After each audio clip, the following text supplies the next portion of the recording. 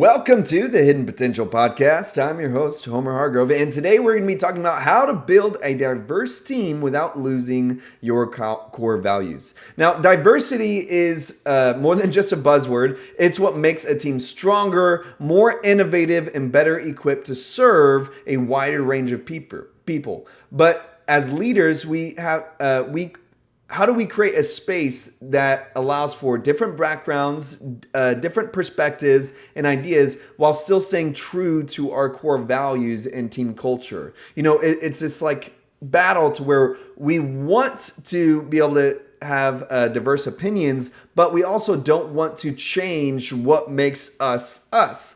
And so it's this challenge that we have to wrestle with. And on one hand, you want your team to feel open, welcoming, and representative of different experiences, collectively walking towards this vision and this goal. You don't want to lose the identity and mission that holds everything together. It's about these two things not being in conflict with one another. Diversity and consistency aren't opposites. It's about them being able to work together when we do this with intention. We don't want people that have completely different perspectives to where they want to change what we're founded on, but we also don't want to have it to where we just have a bunch of clones walking around that don't have any other ideas or don't see issues or problems or even strengths from a different perspective. And so today we're going to break this down on how do you build a team that values different perspectives while still staying grounded in what makes your culture unique. And how do you invite new ideas without losing focus on your core values that guide your work. And it's more than just about having a diverse team. It's about leading a group of people who bring unique strengths and perspectives while still working toward, again, that shared vision. And so that's what we're going to be talking about how to do today. And here are 5 ways that we can embrace diversity while still maintaining a strong team, a team culture, and staying rooted in those values. And number 1 is start with your core values. The first step in making room for diversity without losing your identity is having clarity on what your values are in the first place. Your values serve as a foundation of your team. They define what you stand for and they guide your decisions. And so using these core values can create a sense of identity that unites everyone no matter how different they actually may be. And it's this idea that if your team is built on principles, whether it's integrity, excellence, service, whatever word you want to use for that, then these values should remain unchanged no matter who joins your team. Diversity in perspective doesn't change your foundation, it strengthens it. And the mistake that some leaders end up making is either they become too rigid, fearing that diversity will water down their values, or being too loose, letting new influences override what their organization actually stands on. So the key is knowing what is non-negotiable to what is flexible. Your core values should be those non-negotiable areas, but your approach or your methods to achieving your mission, these should be adaptable to new perspectives. So take a moment and reflect. If I asked you right now, could you clearly state what your team's core values are? Would you be able to, more specifically, would you be able to state them without looking on your website? Are they something that you really believe in? And if not, then maybe you should revisit those values themselves and build from there.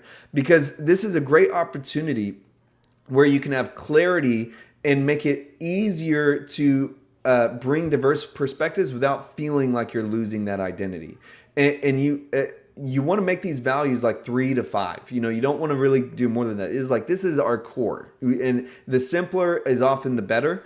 So once you do that, you're able to build a framework of even like who you are having join your team. Like one of the values at our church that we hold highly is this idea of everyone matters. It's our 4th core value, and so it's this idea that we at our church we are this place of a fresh start. We take into account people's backgrounds and past and history, etc. But regardless of our mistakes or our triumphs, we believe that every person matters regardless of those mistakes. And it really is like a core belief. And so whatever, no matter what type of person comes into our space, we bring value. We see that person as valuable, whether they don't have a home or whether they have their own business. They both have value and a voice to be heard. And so it's something very keen to where if we didn't practice that, or if someone came into our, like, say, staff or a leader position and they did not see people in that way, if they saw people more of like on a spectrum, like there's lower and higher levels, then that would not flow with our culture. Does that make sense? Let's go into number 2, which is create a culture of respect, not sameness. A strong culture isn't built by making everyone the same. It's built by creating a space where different perspectives are welcomed and respected. But let's be honest, a lot of workspaces, even unintentionally, lean towards hiring people who all think, act, and approach problems in a similar way. It's like human nature. You know, we're picking people that we vibe with, that we are almost see like a mirror. And we tend to gravitate towards what feels familiar. The problem is when a team is too homogenous, it limits its creativity. It limits problem solving because we're only thinking of solving problems this one way. And when everyone thinks alike, innovation often slows down. We're not trying to think outside of the box. We all think the same way. The best teams make room for differences while still fostering this unity through a shared respect rather than this forced sameness. And if we want to do this, it means that we have to create an environment where different ideas can be expressed without fear. You know, whether it's different, and I want to just like broaden it, especially like with the political heightenedness right now. I would even encourage that, like, having people that have different political beliefs or backgrounds can be good and healthy for people to have approach different issues with multiple perspectives. We should not just lean one way. It doesn't mean that you have to agree with every new perspective or implement every single idea, but it simply means that you should feel safe in sharing your thoughts without being dismissed or shut down. And I think that we should be able to talk about meaningful things within our workspaces as we're unpacking problems. And if not, if people really, if either everyone is saying the exact same thing, that's a problem. And if there's people who do not want to share their opinion because they're afraid of it getting shut down or people getting really upset, then that's also a problem. We need to be able to have a sense of respect for one another's differences and perspectives. Now, again, this is different if people are sharing ideas that are completely contradictory to your core values. Then it's like, okay, well, our values are this. See, that's why it's important to have that framework of your values, to where if someone says something counter to that, you can say, I hear you, but when it comes to our core values, this is representative of that. And that's something that we cannot change. We can go about different methods of how to maybe apply what you're saying, but if you're suggesting we eliminate this value, then that doesn't work. And it's about there being this reasonability to it. So here's some practical ways to build this kind of culture. The next time someone on your team presents an idea that challenges the way things have been done or always have been done, pause before responding, and instead of reacting with, well, that doesn't work, or we've always done it this way, try saying, try thinking about it with like, oh, that's an interesting perspective. Can you explain or walk me through that way of thinking? Can you tell me what brought you to thinking like that? What makes you think that would work? And it's small shifts that can make a really huge difference, where it signals to your team that their voice matters, and even when you don't immediately agree, over time, that respect for different viewpoints strengthens your culture rather than weakening it. Again, going back to reference for our church, one thing that we do after our messages is have a time of feedback and discussion. It's where like anyone from the church can share, and it's one of it's one thing that really is unique about our church. And there's been times where people loved it without a doubt, and there's other times where people really didn't like it. And I've been lean into the opinions and thoughts of where people really like it. But whenever there is someone that says, I don't like it when other people share during that time, I feel like it could be this or that, rather than saying like, well, we've always done that and everyone else likes it but you know, that's a shutdown moment. Even when it seems very counterculture, I'll lean into and say, well, what makes you not like it? What about it do you think is problematic? And there's been multiple times where we've been able to unpack that, and we can even see like what they were unpack what they were saying to where we can make that time better. Like they saw problems with it that we did not see ourselves, or there's been times where we could even like it's led us to even strengthen our culture behind it. So where it's like, well, now that you mentioned that, it makes us realize how much we really do actually respect this part or this aspect. And it's about learning from one another rather than just shutting it down. Even if you don't agree at the end, you might still learn something. Let's go into number 3, which is find the right fit beyond just skills. So I think that a big misconception about diversity is that it means it's this idea that we're trying to just be diverse in our background. It's not necessarily that. It's when we're talking about diversity, it's not about filling quotas. And it's not about making surface level changes. That's not what we're talking about. We're talking about this idea of expanding our perspectives on what makes someone a valuable addition to our teams. And when we bring new people on board, it's this idea that, like, yes, we want them to be skilled and qualified. We're looking for alignment. We're looking for the qualifications, yes. But what I'm projecting is what matters even more is their values to the mission. You know, someone may come from a completely different background than me, like me not being raised in church, and say I'm going to hire somebody. I'm potentially hiring somebody that was totally raised in church. They're going to have a completely different way of thinking than me. They're going to have a different work style. They're going to they're going to have a lot of differences in the way that they think and operate that are contrary to what is going to be natural to me. And they might have the skills to do everything. And that's kind of like a lot of those skills can be developed. But what I care about most is like, yes, we can have this diverse background, but do they still hold the values of this organization? And because that should be the make or breaker. And when I'm able to go back to those values, again, that's why it's so important to establish that first. I'm not necessarily asking, do they fit in? I'm asking, do they bring something valuable that aligns to where we want to go as an organization? Like I said, some skills can be taught. They still need to be qualified.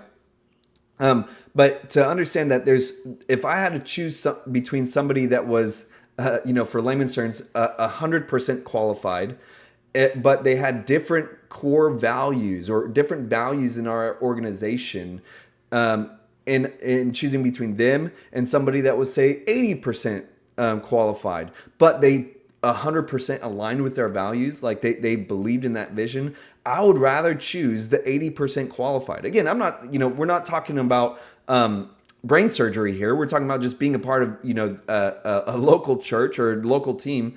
But I would rather choose that person because they will have greater longevity because of those shared values. Those values are sometimes they're caught, not taught. As much as the 100% qualified person might be great at doing their job, there's gonna be a burden on their shoulders and mine, as it's gonna feel like a wrong fit. The values that they might think at first that they just simply don't agree with, it's gonna burden them over time to where it's gonna build resentment, and eventually they'll most likely leave the job before the other person because of that difference in values and what they hold dear.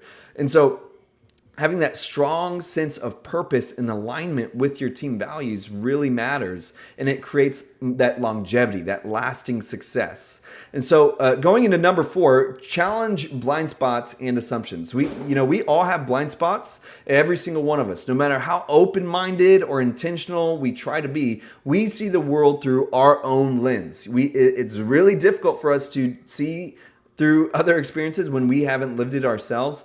And if we're not careful, we can fall into this trap of assuming that our way of thinking is the only or best way of thinking. A leader who values diversity is someone who is actively seeking out perspectives that challenge their own. We are inviting voices that make us rethink certain issues or see them from a new angle. And one way to do that is by regularly asking feedback from the people who are specifically different than you. And you, if you lead a team, asking someone who sees things differently, how would you approach this situation, or what's something that I might not be considering? That is intentionally seeking out different perspectives, and it makes your decision-making abilities better. You're setting, and on top of all that, you're setting this tone that you value other people's opinions. That's not just you on the top, it's my way or the highway, but you're trying to creatively address situations and problems in this diverse way. And with our last point, and we're going to close, to build a culture of inclusion, not just diversity. It's one thing to hire people from different backgrounds. It's another thing to make sure to hire people that actually belong with this vision, that belong with this identity. Diversity is a beautiful thing, but at the end of the day, if it's just for optics, then it doesn't really matter. It doesn't make it meaningful because they're not inspired by the vision. You're not really walking forward. And if someone joins your team and they have these different values, not only are they going to feel like an outsider, even though they were hired, but that idea of vision and being able to stand on these core values, it's going to just crumble. Your team isn't going to truly be benefiting from diversity because you're going to be it's all going to just be that surface level. You're not really doing it out of this inspiration or these held values, and it's going to be evident. It's going to be evident that this is just a surface level hire, that you're just in a sense making a show. And we want that inclusion is not about the idea of like walking on eggshells with everyone so that no one has their feelings hurt. We're talking about this idea of inclusion to where the people a part of this team, and no matter how diverse they are, we hold these values true to our heart, where we all can come from different backgrounds. We think about different ideas. We even have different views on politics. But when it comes to these values, we hold them dear and we contribute to make this vision grow. And it's this idea of building on those values that we talked about at the beginning. And it's when we have that kind of diversity that can really inspire and bring change. And so to take a look at your team and really dive into this idea of values, that's really the essence of all that we're talking about today, is allowing the sense of diversity growing on top of those core values. If we don't have those core values on lock, then our culture is going to just be this Frankenstein. We need to be able to create this truly value-driven work in our organization. So with that being said, as we wrap up today, understanding that when it comes to diversity, we are trying to not make diversity be this hot topic, that this buzzword.